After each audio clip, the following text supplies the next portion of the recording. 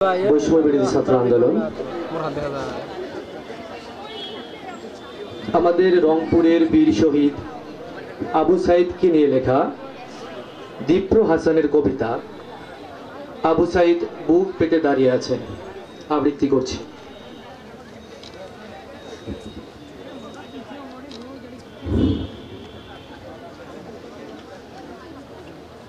আবু সাইদ বুক পেতে দাঁড়িয়ে আছেন, ধর্মযুদ্ধ নয়, নয় কারবালার ময়দান, প্রতিপক্ষের হায়নারা শত্রু দেশের জল্লাদ নয়, নয় ইবলিসের সন্তান। তবু তাদের বন্দুক থেকে মুহুর্মুহ বেরিয়ে আসা মৃত্যুদূত থামাতে বুক পেতে দাঁড়িয়ে গেল আবু সাইদ। ৭১-এর শত্রু ভুগেস্টানিয়ান হাতে নেই, নেই মলোটভ ককটেল। দেখো খালি হাতে মাতাল পিশাচের সামনে একা বুক পেতে দাঁড়িয়ে আছে আবু সাইদ। ইটের পর ইট পড়ছে, আবু সাইদ সরছে না। বন্ধুরা ডাকছে, আবু সাইদ ফিরছে না। গুলির উপর গুলি ছুড়ছে নিজ দেশের উন্মাদ পুলিশ, তবু কি এক দুর্মর প্রত্যয়ে দুই হাত দুই দিকে বাড়িয়ে জগতের সকল কষ্ট ধারণ করবে বলে চীনের প্রাচীরের মতো দাঁড়িয়ে আছে ছেলেটা। একটি বুলেট সহসা কাঁপিয়ে দিয়ে গেল। বলে উঠল আবু সাইদ, ও কি সরে যাবে? ও কি সরে যাবে? ফিরাউনের সন্তানরা কি জানে সাহসের কদর?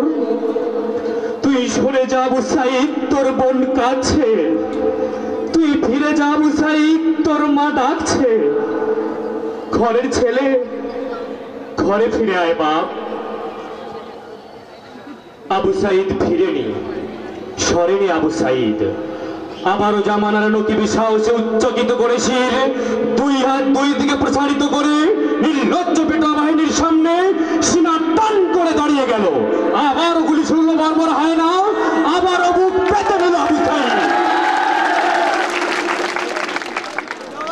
মুখোশের অন্তরে থাকা যে পিশাচ সারা দেশে ছড়িয়ে দিয়েছে সাইকো কিলারদের, যাদের গোপন আতাতে নিরস্ত্র শিক্ষার্থীদের উপর ঝাঁপিয়ে পড়েছে শতাব্দীর বর্বরতম নরখাতকের দল, সহসা তাদের অন্তরাত্মাকে বেড়ে উঠল। ভূকম্পের তীব্রতায় কেঁপে উঠল জুলুম শাহীর মসনদ। মুক্তিযুদ্ধকে প্রতিহাটে বিক্রি করে তৈরি করে তাদের তত্ত্ব পাশের ঘরের মতো উড়ে গেল।